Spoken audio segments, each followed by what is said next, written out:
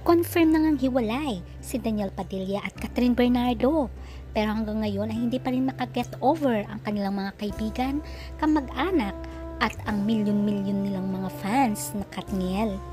Marami ang nagtatanong at nagdadalawang isip kung ano nga ba talaga ang totoong dahilan ng kanilang paghihiwalay.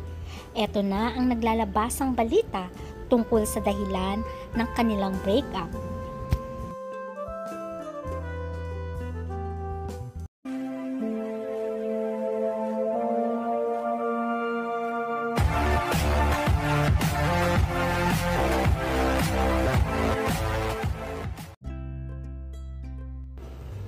May ituturing na precious gem ng ABS-CBN si Catherine Bernardo at Daniel Padilla.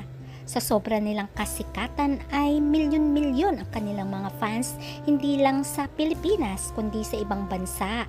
Puro blockbuster din ang kanilang pelikula at hit na hit ang kanilang teleserye. Kaya naman maraming fans ang na-inlove sa dalawang ito na akala nila ay hahantong sa kasalan. Unfortunately ay nauwi sa hiwalayan. Ang sabi ng mga ibang fans at ibang reporters ay nadamay lang daw si Andrea. Ang totoong kinainisan ni Kat ay walang iba kundi ang kanilang katrabaho sa Good to be True na si Jillian Vicencio. At marami ang nagsasabi na ito talaga ang third party. Lalong naging controversial ang chismis nang sabihin ni Jillian kay Shu Ramirez na Daniel was Jude's. At nagulat nga to si Ramirez at shinare niya rin ang impormasyon kay Sofia Andres. At nakarating nga ito kay Catherine dahil na rin kay Sofia. At nagkaroon din ng mga iba-ibang kwento at impormasyon, lalo na nang magkaroon ng screenshot tungkol sa conversation ng dalawang babae. Ayon nga sa usapan ng dalawang babae ay nakarating na sa kanya itong si Jillian. Sinabi kay Shu Ramirez na maliit daw ang blank ni DJ. Ngayon itong si Shu kinuwento kay Sofia Andres at si Sofia ay tropa naman niya si Catherine. Ayon sa screenshot, sinabi nga ni Kat, so meaning may nangyari sa kanila para malaman niyang ganun yung kay DJ. Seryoso? At yun na nga, hindi maiwasan na magduda na nga si Catherine. Ayon pa sa screenshot ng conversation ay tinanong kung may nangyari nga sa dalawa. At ang sagot naman ng isa ay oo. Bago umalis si Catherine papuntang Korea ay pinuntahan pa nga niya si DJ sa kondo sa BGC. Kasi months na silang nag-aaway dahil itong si DJ bigla daw nagbago, biglang tumahimik. Tapos palaging may ka-text. Tapos pumunta si Kat para mag-bye kay DJ kasi nga aalis siya papuntang Korea. Out of nowhere, hininga niya ang phone ni DJ. Unusual na hindi binigay ni DJ kasi palagi niyang pinapahiram ang phone niya kay Kat. That night, tumanggi. Salita ni DJ sa kanya, "This phone is a lot of cheating, bal." Nang sinabi nga daw ni DJ na "This phone has a lot of cheating, bal," ayon sagot naman ni Catherine ay, "Pag nakalimang bilang ako tapos di mo binigay, hiwalay na tayo." Ayon pa sa kwento.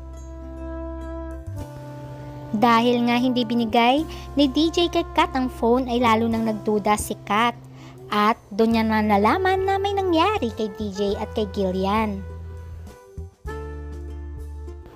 At dahil nga sa nangyari at nadiskubre ni Kat, ay lalong hindi na nagtiwala si Kat kay DJ.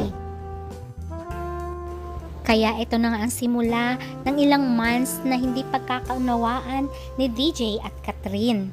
At dito na nga lumabas ang ugong-ugong na kesyo hiwalay na nga sila dahil sa third party at mga cheating incidents.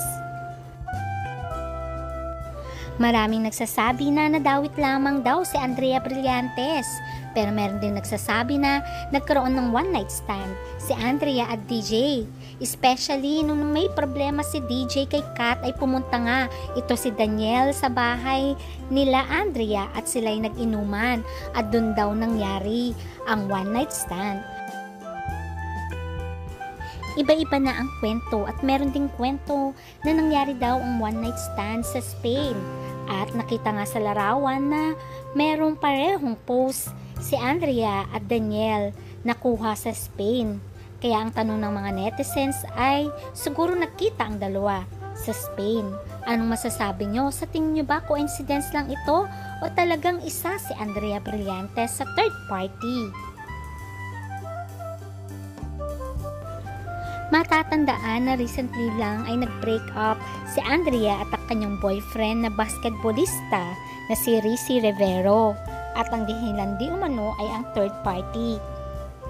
Kaya naman ang mga netizens ay nagugulat. Bakit nga daw nagagawa ni Andrea na maging third party rin sa hiwalayang Daniel at Catherine? Ayon sa netizens ay matagal na nga daw crush ni Andrea si Daniel. Kaya ayon sa mga reporters ay hindi nalalayo na magkagusto nga itong si Andrea kay Daniel. Mismong si DJ ay umamin kay Kat na maraming cheating conversation sa kanyang phone. Kaya naman ay hindi na maiwasan ni Kat na magsabi ng kanyang nararamdaman sa kanyang mga kaibigan. At ayon pa nga sa screenshot na lumabas sa mga balita ay sinabi nga ni Kat na hindi ko sinayang yung 11 years na yon. Si DJ yung sumayang, ayon pa kay Kat.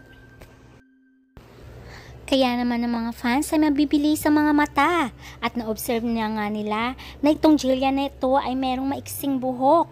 Kaya naman ay na-observe din nila na nagpagupit si Catherine ng maiksing buhok.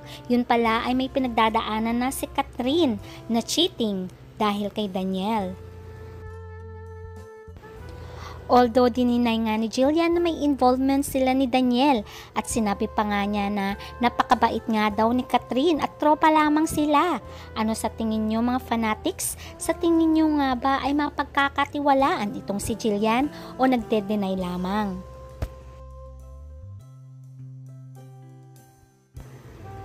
Maraming mga fans ang nalungkot, umiyak dahil sa biglaang paghiwalay ni Daniel at Catherine. Pero nananaig ang kanilang pag-intindi lalo na kay Catherine na nasaktan ng husto. At ang wish nila kay Catherine ay sana ay maghilom ang sakit na nararamdaman niya sa kanyang puso.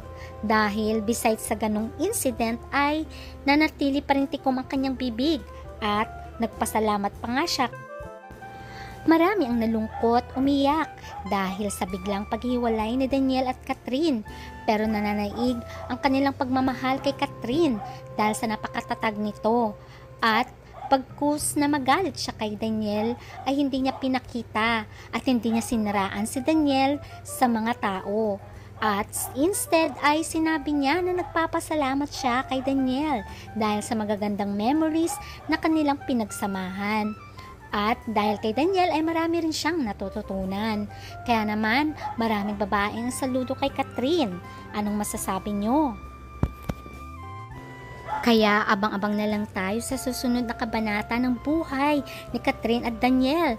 Malay nyo, pagdating ng araw, sila pa rin pala ang itinakda ng Diyos para sa isa't isa.